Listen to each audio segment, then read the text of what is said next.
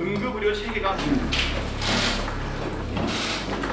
병원 19곳의 병원을 용산에서 좀 보라고 보여드리는 겁니다. 의료개혁의 필요성이 분명히 있었고 정당성도 있었지만 그 과정 관리가 엉망이었기 때문에 그 목적조차 훼손될 지경에 이르렀습니다. 문을 열고 대화하고 근본적 대안들을 다시 한번 만들어내야 될 때가 됐다. 정부는 지금 상황이 어렵다는 것을 인정하지만 실제 상황을 과장하거나 과도한 불안감을 조장하는 것에 대해서는 신중을 기할 필요가 있다고 봅니다. 어려움은 있으나 이것이 의료 붕괴 또는 마비 이 상태까지 초래할 상황은 아니라고 판단하고 있고. 자, 주제가 바뀌었죠. 이 의정 갈등, 의대 증원 문제, 의료 개혁, 응급실 위기 이게 다 지금 한 묶음으로 돼 있습니다. 지금요. 자, 이런 가운데요. 오늘 한동훈 대표가 뭔가 제안을 내놨습니다. 뭔가 준비를 한 거예요, 분명히. 기자들 앞에서 뭔가 이렇게 읽듯이 얘기를 했거든요. 일단 그 목소리 들어보시죠. 국민의힘은 의료 공백 상황에 대한 국민 불안을 해소하고 지역 필수 의료 체계를 개선하기 위한 여야 의정 협의체를 구성, 운영하자는 제안을 드립니다. 의료개혁이 국민의 도움이 되도록 효율적으로 진행될 수 있도록 협의하고 의대 정원 증원의 합리적 대안을 모색하는 협의체를 구성해서 운영하자는 겁니다. 자, 저렇게 제안을 한 겁니다. 여야 의정 만나서 협의체 꾸려서 대화해서 뭔가 풀어봅시다. 그리고 내년도 의대 증원은 이미 진행 중이니까 어쩔 수 없지만 후년도 의대 증원 문제 이거 좀 얘기해 봅시다라고 얘기합니다. 자, 그러면은요. 정부와 대통령실 어떤 반응일까? 이거를 짐작할 수 있는 얘기를 여당에서 좀 했습니다. 들어보시죠. 자, 요거 보시면요. 윤 대통령이 2,000명 증원 고집한다는 건 가짜 뉴스다. 그러면은 이거 고집하지 않고 뭔가 조정할 수 있다는 뜻이잖아요. 그리고 합리적 과학적 추계 갖고 온다면 열린 마음으로 허심탄회하게 논의할 수 있다. 이런 얘기가 나왔고요. 그다음에 대통령실 얘기 좀 보죠. 한동훈 대표에 대한 긍정적이라는 얘기가 나왔습니다. 그리고 대화의 테이블에 나오는 것이 일단 의료계가 나오는 것이 우선인데요. 의대 정원 문제, 의료계가 합리적인 안 제시하면 언제든 제로 베이스에서 논의할 것. 어떻게 보면 앞선 것보다 조금 전향적으로 갔거든요. 형실 편집위원, 네. 한동훈 대표의 제안 그리고 이에 대한 대통령실 반응 이거 간략히 좀 평가하신다면 어떻게 보십니까? 한동훈 대표가 지난번에는 약간 지르듯이 얘기했지만 이번에는 대통령실과 그리고 당 정책 라인하고 좀 굉장히 긴밀하게 소통하고 그리고 여러 가지 대화와 의논을 한 끝에 오늘 이렇게 발표에 이르게 됐다고 제가 들었습니다. 그만큼 좀 신중하게 잘 제안을 했고 대통령실과 그다음에 여당의 정책 라인도 이를 잘 받았다고 평가하고 지금 이렇게 될 수밖에 없었던 이유는 추석을 앞두고 응급실에 대한 사실 그 두려움이 굉장히 큽니다.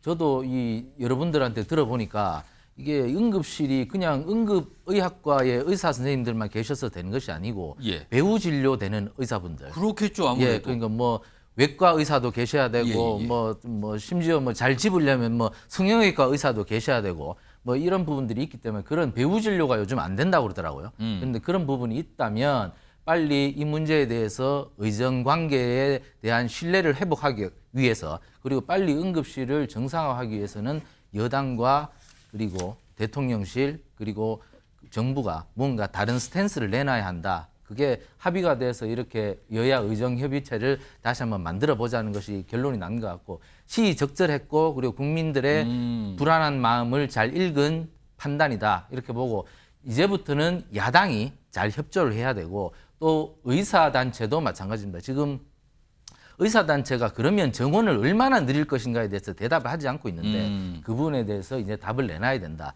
그래서 빨리 국민들의 근심을 덜어드릴 수 있는 결과가 최대한 빨리 나오기를 기대합니다. 자, 앞서서 민주당에서도 사실 비슷한 얘기를 먼저 꺼내놨거든요. 박찬대 원내대표의 얘기, 며칠 좀 된 얘기예요. 들어보시죠. 의료대란 해결을 위한 여야 의정 비상협의체를 제안합니다. 국민의 생명을 지키고 의료 시스템의 붕괴를 막기 위한 대책을 신속하게 마련해야 합니다. 여야가 머리를 맞대고 의료계와 정부도 참여해 사회적 대타협을 끌어내야 합니다. 자, 일단 야당도 긍정적으로 보여요. 오늘도 약간 그런 긍정 평가했는데, 그런데요, 소영주 소장님. 네. 다만 야당에서는 몇 가지 약간 조건 같은 걸 걸었는데 이게 있어요. 윤석열 대통령의 사과를 요구하고 있거든요. 그럼 만약에 사과가 없다면 이 여야 의정 협의체 참여 안 한다는 겁니까? 뭐 그건 아니고요. 윤석열 대통령이 지금 한 걸음 물러서는 모양새 뭐 좀 환영할 만하나 예. 이럴 거면 진작하시지. 어. 왜 국정브리핑에서 국민 앞에서 자존심을 세우고 그렇게 또 이상한 소리를 하셨을까요? 의료 현장 문제 없다며요. 기자들한테 가보래매요. 예. 근데 그렇게 고집을 피우다가 이제 와서 돌이켜서 지금 마치 인심 쓰듯이 예. 하는 것들은 국민한테 최소한 유감 표명은 해야 될 것이고 그마저도 안 되면 본인이 좀 사과하기가 좀 명구하시면 예. 뭐 지금 보건복지부 장관이나 차관들이 제 생각에는 잘못된 보고를 한 것 같아요. 그러니까 지금 국민들 앞에서 그 보고서만 믿고 응급 현장 아무 문제 없다라고 했던 거 아니겠습니까? 그러면 최소한 지금 의료단체와 감정싸움을 벌이고 있는 반민수 차장, 차관이죠, 차관. 예, 차관. 그분 최근에 또 저 망언을 하셨지 않습니까? 그러니까 전화 정도 할 수 있는 사람은 경증이 아니다. 중증경증 본인이 어떻게 하릅니까? 의사가 알죠. 어떤 그런 부분들에 있어서 지금 어떤 국민 감정을 건들고 의사단체의 협의가 안 되는 사안에서의 박민수 차관 정도는 경질하는 것들이 여권의 어떤 요구가 있기 때문에 그 정도라는 것들이 의사단체에서는 성의를 보이고 정부가 진짜 진정성을 가지고 우리들과 얘기를 하겠구나라는 어떤 그런 마음을 가질 수 있기 때문에 저는 야당에서는 충분히 그 문제는 얘기할 수 있는데요. 저는 윤석열 대통령의 국정운영을 보면 꼭 소 잃고 외양간 고치는 식의 국정운영을 합니다. 그러니까 제발 좀 본인의 자존심과 어떤 오기로서 국정운영을 하지 마시고 좀 지혜로운 판단을 통해서 이 여러 가지 현안에 대해서 좀 하고 의료 대란은요. 먹고 사는 문제를 뛰어넘어서 죽고 사는 문제입니다. 죽고 사는 문제 대통령 고집으로 풀 수는 없기 때문에 잘 생각하셨고 여야 의정 협의에 있어서도 좀 적극적으로 정부가 나서서 의료 이 혼란을 좀 바로잡는 그런 기회가 됐으면 좋겠습니다. 자, 홍석준 네. 전 국민의힘 의원 나와 계신데요. 지금 이 최경철 소장께서 긍정적인 평가하면서도 약간의 그런 몇 가지를 지적을 해주셨는데 지금 이런 게 민주당에 나오거든요. 그러니까 윤석열 대통령이 이 사안에 대해서 사과를 해야 된다. 그리고 박민수 차관을 경질해야 된다. 이게 대표적으로 약간 조건처럼 나오는 건데 이 두 가지 조건처럼 보이는 이 내용 이거 어떻게 판단하십니까? 글쎄 저는 대통령이 사과를 뭐 해야 될 상이 무엇이 있는지 조금 의문스러운데 사실 지금 의료 개혁을 하기 위해서 가장 중요한 게 의대 정원이라는 것은 예. 역대 정부가 다 동의를 했고 문재인 정부도 결국 이제 실패는 했지만 예. 1년에 400명씩 10년에 걸쳐서 하려고 했지 않습니까? 그렇습니다. 거기다가 또 공공 또 의대까지 설립하겠다고 한 것에 대해서는 또 의료인들 그리고 또 저희 당에서는 당시에 이제 직업 선택의 자유를 침해하는 거다 뭐 이런 어떤 반발도 했었는데 뭐 이런 어떤 사항에 대해서 대통령께서 이제 국정 브리핑에서 이야기한 것은 많은 어떤 국민들과 또 야당과 언론에서 지금 의료 체계가 완전히 이제 뭐 파탄이다 이런 어떤 면에서 비상 의료 체계는 돌아간다. 근데 비상이라는 게 오래 가면 안 되죠. 예. 그렇기 때문에 그런 어떤 이야기를 하신 것이고 그 과거에 지금 윤석열 정부도 이제 2,000명에서 많이 이제 후퇴를 해서 예. 얼마든지 이제 의료계에서 안을 갖고 오면은 그 협의를 하겠다고 했는데 의료계에서 단일된 목소리가 지금 현재 나오고 있지 않은 그런 상황입니다. 그래서 이번에 한동훈 대표 그리고 또 민주당 일부에서도 지금 이제 여야 의정에 걸친 어떤 사회적 대타협을 하자는 이런 어떤 이야기를 한 것에 대해서 이제 대통령실과 정부에서도 어쨌든 의료계가 참여를 해야 되는 거니까 이런 어떤 부분에 있어서 좀 국회가 정치권에서 좀 적극적으로 나서는 것에 대해서는 좀 환영의 뜻을 표명하는 것 같은데 좀 걱정스러운 것은 의료계가 지금 현재 계속해서 2026년의 정원이 아니라 2025년의 정원을 지금 입시가 갖고 이제 지적이 됐거든요. 예, 그거 예. 가지고 자꾸 이제 문제 제기를 하는 것에 대해서는 많은 국민들은 물론이고 지금 현재도 어려운 환경에서 헌신하고 있는 많은 의료인들을 위해서라도 이거는 바람직하지 않다. 그래서 좀 이번에는 좀 참여하셨으면 좋겠다는 말씀을 좀 드리겠습니다. 신현용 전 민주당 의원 나와 계신데요. 이제 관건은 사실 여당이 제안했고 대통령실이 긍정적으로 받아서 화답을 했고 민주당도 역시 긍정적으로 평가를 했어요. 일단 그 자체에 대해서는. 근데 관건은 이제 의협과 전공의들의 판단인데 사실은 의협이나 전공의들은 그동안 의대 증원 전면 백지화를 주장해왔거든요. 그 주장은 여전히 유지가 되고 있는 것 같아요.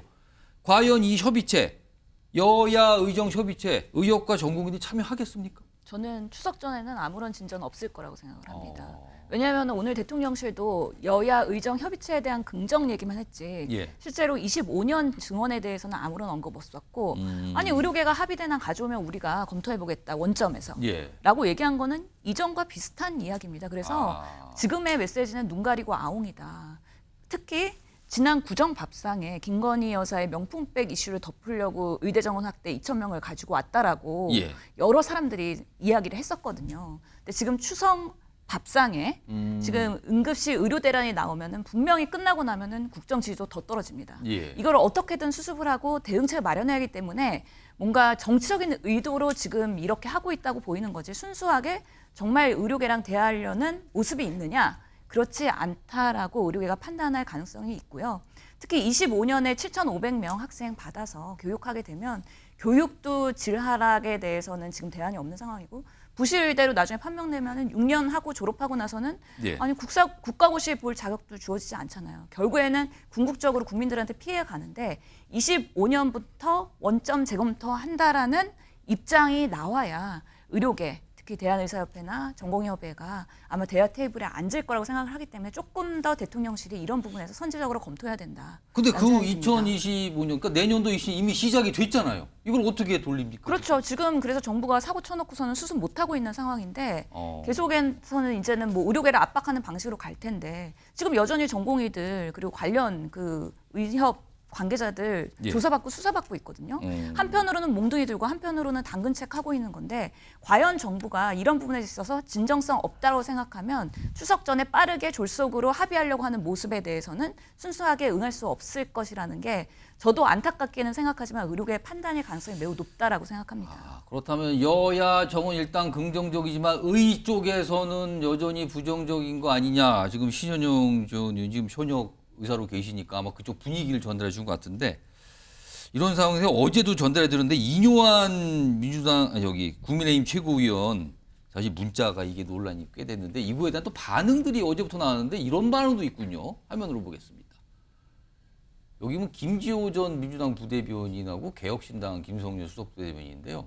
그 이뇨한 의원이 문자를 누군가 주나봤는데 아무래도 어떤 집도의 의사 같아요. 근데 뭐 부탁한 환자가 어쩌고저쩌고 해서 나중에 감사 이거였잖아요. 근데 이걸 김지호 전 부대변인이 의료 서비스 절실한 국민은 이뇨한에게 의료 상담. 그러면서 번호를 저렇게 공개를 해버렸어요. 명함 공개. 그리고 김성렬 수석 대변인은 아프시면 119 대신 이뇨한.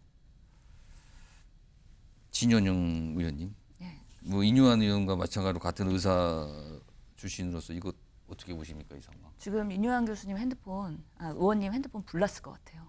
예, 그리고 추석 내내 불날 가능성이 있습니다. 지금으로서는 응급실 이용이 이렇게 일반인들은 너무 어려운 상황에서 예. 어떻게 보면 의료 대란의 이런 정점에서 이런 메시지가 공개되는 것 자체가 부적절하다고 보고요. 본인은 해명을 했어요. 뭐 이미 다 절차대로 수술 날짜 잡힌데 집도의한테 좀 잘해달라고 얘기한 것뿐이다라는 해명이 나오긴 했는데. 예, 그것이 사실이라면 그럴 수는 있죠. 의사 출신으로서는 사실 어떻게든 환자들을 최선을 다해서 예. 진료를 하려는 그런 성정은 이해를 하는데 이미 국민 권익위에 이제 신고 들어가지 않았습니까? 근데 또 국민 권익위가 또 정부 여당 편이에요. 그래서 그 결과를 우리가 과연 신뢰할 수 있을까 하는 또 처참한 생각이 미리 또 들기도 합니다. 때가 때인지라 참 민감하게 많은 분들이 반응을 좀 보여주셨습니다. 해명도 나오겠습니다만.